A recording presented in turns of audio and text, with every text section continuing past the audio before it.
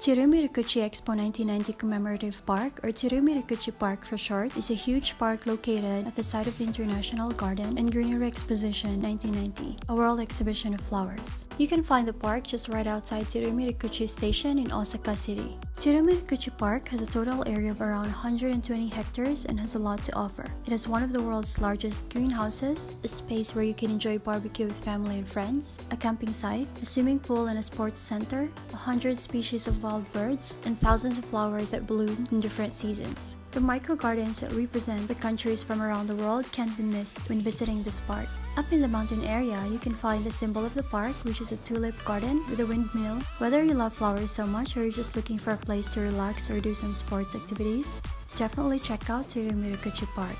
You'll have loads of fun.